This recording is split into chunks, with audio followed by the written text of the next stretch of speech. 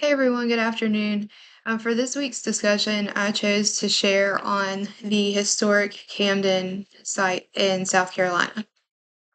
So I'm concentrating on a discovery from November of 2022 when human remains were found on the battlefield itself.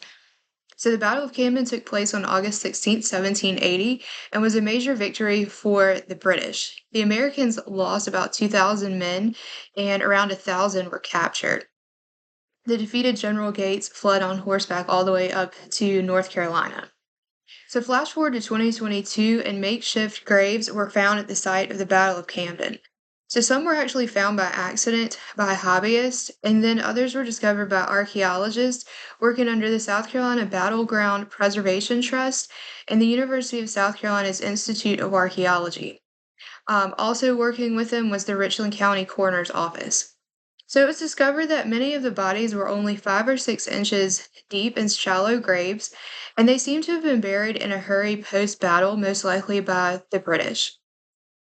According to Doug Bostick, director of the South Carolina Battleground Preservation Trust, quote, in order to protect them, we felt it was appropriate to excavate the bodies, study them, try to identify the unit of service as best we could by the artifacts, and then plan to reinter the bodies with full military honors, but this time bury them in sealed vaults and 6 feet deep. End quote. Musket balls were also discovered and likely killed a lot of these soldiers. An iron cup was found nearby. This could have been used by the soldiers, or it could also have been used to dig the graves themselves. Many buttons were also found and used to help identify the soldiers by their regiments. And unfortunately, anything that could have been used by the living soldiers that survived would have been taken from the battleground itself. So anything, clothing that would have been disintegrated, bullets, guns, anything like that. Extensive testing was done on the remains, and the following was found. So 12 bodies are believed to be Patriot Continental soldiers, either from Maryland or Delaware. One is likely a North Carolina loyalist, and one served with the British 71st Regiment on foot, Fraser's Highlanders. The SCIA archaeologist James Legg said, quote, people visit battlefields like Camden, Cowpens, and Kings Mountain every day and don't often consider that they are walking in unmarked cemeteries. The dead are still there. The work we do honors their sacrifice by shedding light on details that are not yet documented in the historical record and providing them with decent marked graves for the contemplation of battlefield visitors. End quote. So for 5 months, the remains were studied before the plans were finalized for their reinterment. Further studies showed that several of the dead were teenagers, ages 14 to 16, and one had a musket ball lodged in his spine. The soldiers were then prepared for reburial. Each soldier was placed in a coffin built by a Camden woodworker who used longleaf pine salvaged from a 124-year-old former hardware store in the downtown Camden area. He used hand-wrought iron nails and did a lot of this process in the same way that it would have been back in colonial times.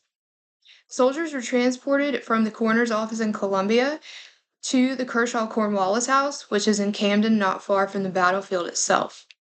They then stayed there for several days until the ceremony on April 22nd. It was a weekend-long event of ceremonies.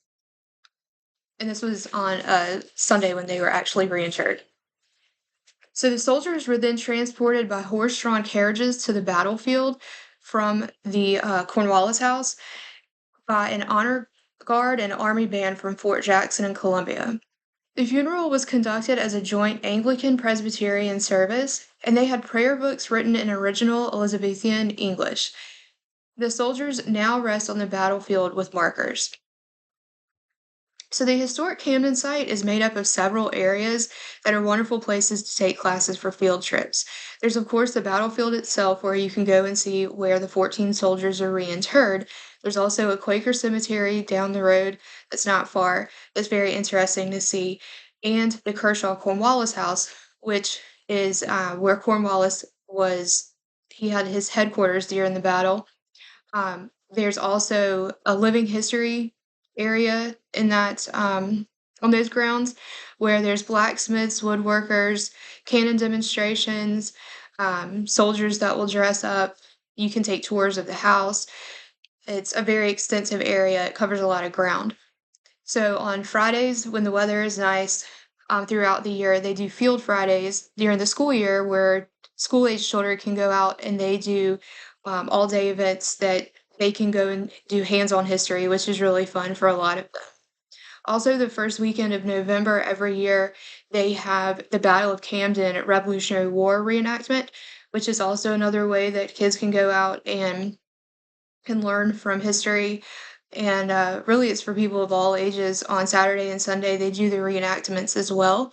So that's something that people really look forward to around here. And um, lots and lots of people really show up for it.